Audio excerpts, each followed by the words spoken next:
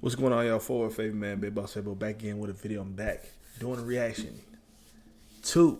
First time you realize America really messed you up, man. I've been on this series, and I know there's folks gonna be, well, he's still doing it, bro. I've been on this series, and I got good response, good feedback, good engagement on it, and I'm shifting a lot of direction of content on my channel. So, people questioning my uploads, consistency still gonna be there. You know what I'm saying? But with that being said, the narratives and discussions and the topics that we're going to start having on the channel in terms of content as well, it's going to be shifting. It might possibly shifting in another direction. So I've been doing a lot of these because the engagement, of course, the conversation. A lot of people got a lot to say, and I've been getting a lot of people overseas commenting too. So that's a good thing. You know what I mean? I'm keeping it very global. You know what I mean? So different opinions, like the evolution of this channel is going to be different topics, different conversations, different backgrounds. Oh my God, he's got his shirt off. Don't matter. You know what I'm saying? We ready to go. Fort Worth Fabian reaction channel. So with that being said, like, comment, subscribe, engage with the content, man. Let's hop right into the video.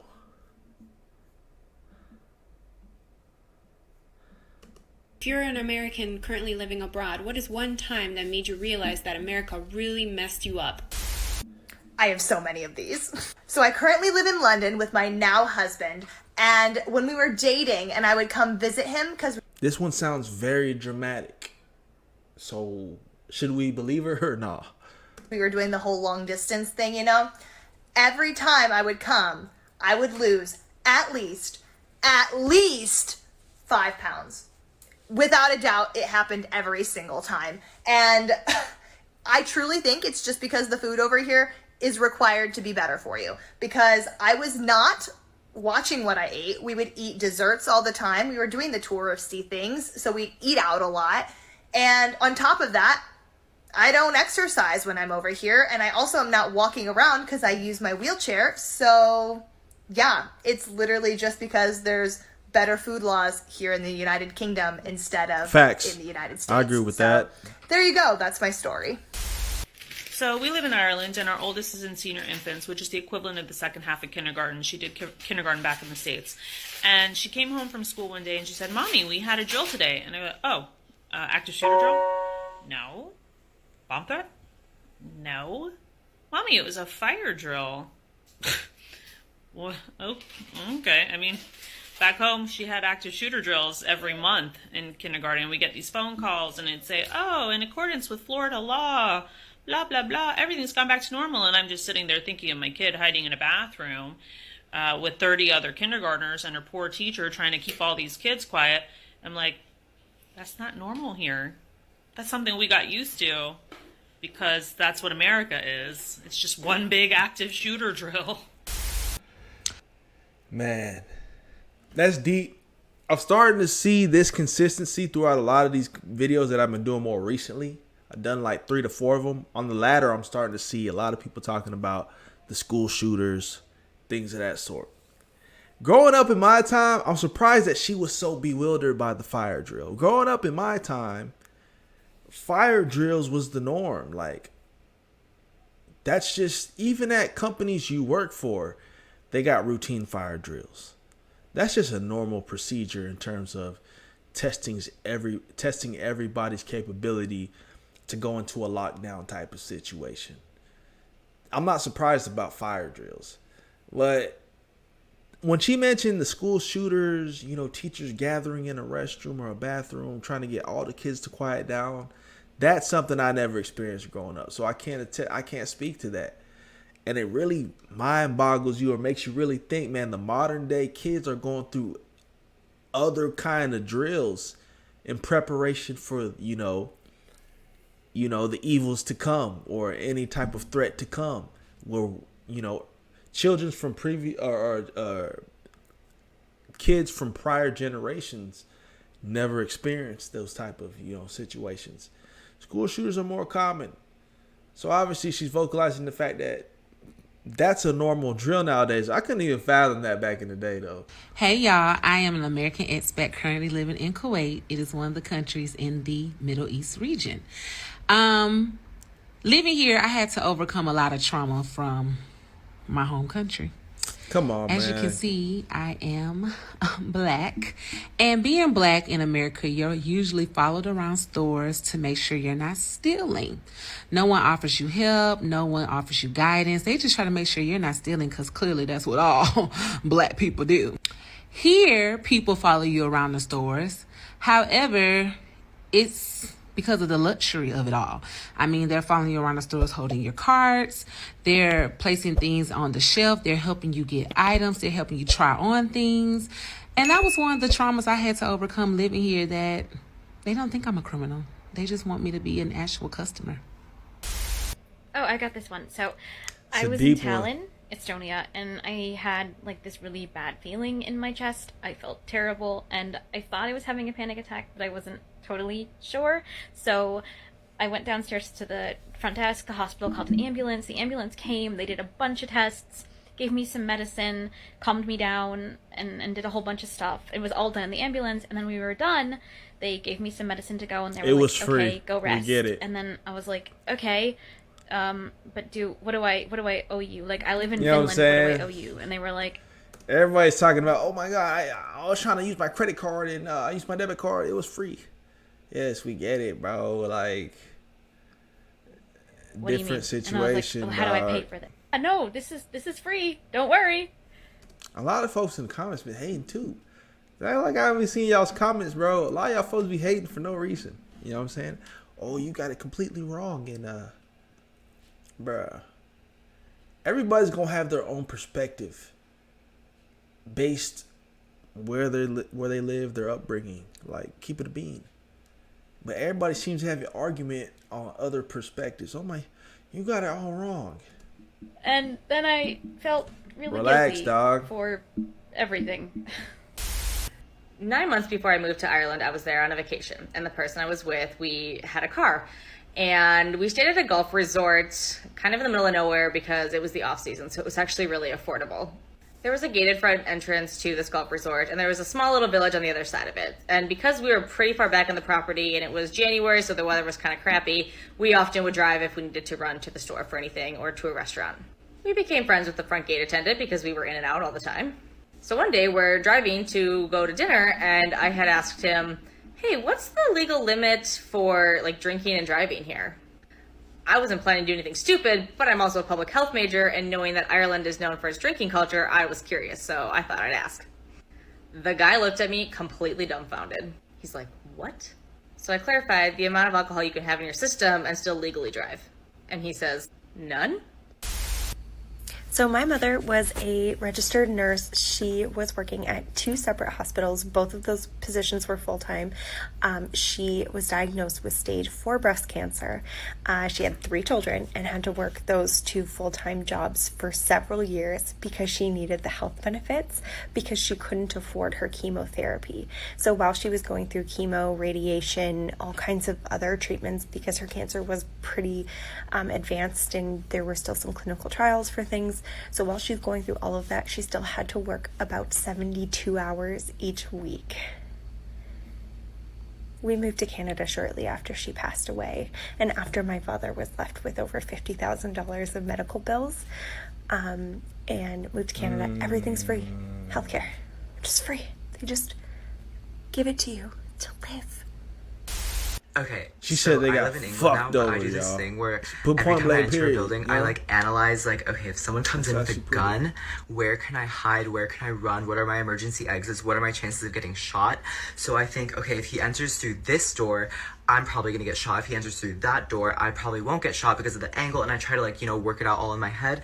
And so one time I was on a date with this guy and we were at a bar, and I was kind of like looking around like, okay, like maybe I can hide here, maybe I can hide here, just kind of like analyzing the area. And he's like, why are you looking around? Like, you look crazy, you're drawing attention to us, like what the hell is wrong with you, kinda?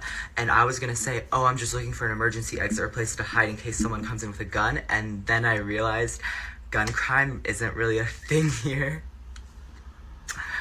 So yeah. Oh my gosh, such a great question. I have so many. The one that sticks out of my mind right now is the first time I celebrated the 4th of July, and the Kiwis were like, oh, happy 4th of July. And I'm like, yeah, suckers. We broke away from the Queen a long time ago and we have freedom and blah, blah, blah. And they were like, hold on. What freedoms don't we have? And why is it bad that other countries work together to protect each other and help each other? And America's always talking about freedom, and what freedoms do you have that we don't have? And I was like, hold up. All this rhetoric that I was told my whole life, the land of the free, we need to fight for our freedom, and it's such a value in the American society. And when you think about how many countries are just as free, where does this freedom value come from? I mean, it came back from the Revolutionary War, but hello, there's a lot of countries that are free. It was eye-opening. So I'm an American. And free to a whole nother extent, some would argue. That's the point. That's the point a lot of these videos even exist. This healthcare is the biggest thing, man. And just like, I don't know, the support from the government. But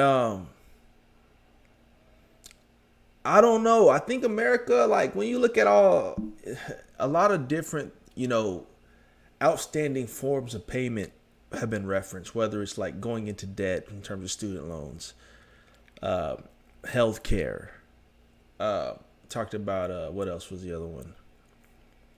Damn, I lost it. I just had it at the tip of my tongue too. But the emphasis that there's a lot of things that kind of dig a deeper hole for you in the sense of debt, onslaught of debt,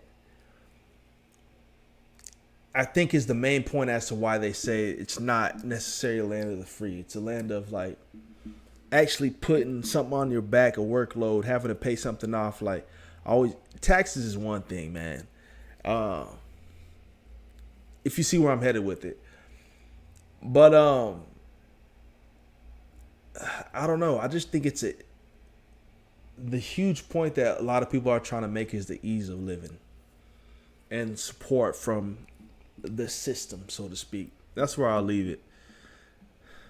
Currently living in Canada, and in 2019 I was working on a film set, and we were breaking for lunch, and I promise this isn't a joke setup, but it was an American, a Canadian, a New Zealander, and an Australian were all waiting and having lunch together, and a truck backfires.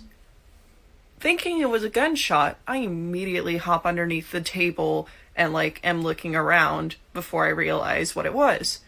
And as I slowly get up, everybody's like, what? Why is she? And the Australian goes, you're an American. That's right. Yeah.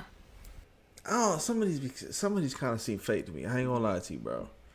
A lot of people say the same type of things continuously. You're American. I mean, that's the narrative. But to that extreme, you're an American. She was very dramatic about it. You know what I'm saying? So, I don't know about all that. Like, I think a lot of these clips and these shorts that are clipped come from the same repetitive type of narrative and context being displayed. Not necessarily true to a story that actually occurred. That's my argument. Because this one just seemed really fake, really corny, really lame. And they put the thumbs up at the end. Come on, bro. So in about 2012, 2013, I lived in the Netherlands and I was learning. She got Dutch. the fireball so too, when I gang. watched movies with the Dutch subtitles. Sorry. She's blitzed. My host mom would explain to me what was going on. And I saw this priest, and apparently he had been stabbed. And I'm like, oh, why is he on the news? He's been stabbed, but he's still alive. And she was talking about, how it was a big thing because priests don't typically get stabbed, blah, blah, blah. But I'm still wondering, what's the big deal? And then she's like, well, Sarah, you're from America, you have guns. And I'm like, well, yeah, we have guns. And she's like, well, over here we don't have guns. So this is big news because this guy was stabbed. And I'm still sitting there like he's still alive. And that's when I realized we're a bit up, because I was questioning why a priest being stabbed was news. If he was dead, how would he be on the news? I wasn't drunk at the time, but good point. Okay. These fools was blitzed. They were turned. Made 0 sense. Okay, so I came up to Ontario a few years ago for school after already getting my bachelor's in the States. And me and my office mate were sitting there going through our bills because they had just come out and our research fellowships are being applied. And I was like, oh, look, wow, this is really cheap. And she looks at me and she's like, what are you talking about? Especially yours. Yours is like several grand more than mine just because you're international. I was so used to paying so much for university in the States that I thought Canadian tuition was cheap. When really it's not. So, yeah, thanks, America. Okay, so I've got this one. So I went to South India in 2013 for a school trip, and we all ate at a restaurant, and most of us got food poisoning and ended up getting really, really sick, couldn't keep anything down, vomiting, diarrhea, the whole works. There were two of us, me and another kid, that were really not doing hot. We were getting really dehydrated, and so they ended up sending us to that a Florida hospital. water. We took a tuk-tuk That and went to Mexican the water. emergency room. I ended up getting two IV bags and spending a few hours there. And at the end, when they told me how much it was going to be when I left, they told me $9. Duh. Being an American, I was like, hold up. Nigga. Did he mean 900, 9,000? Nine bands. No, $9. $9 for medication, IV, emergency, everything. What? He said, fuck. Oh, damn. Came off real disrespectful with that one. Man, there's another one. That's part 5 of First Time You Realize America Messed You Up. At this point, we're 5 in, 5 deep. The narratives are the same. I've laid them out earlier. They're all the same. Different, hitting all angles. Cost of living. Workers' compensation from a general standpoint, not from a literal standpoint, just in terms of your job fucking with you, bro. You need PTO, we got you. Take time off, yes.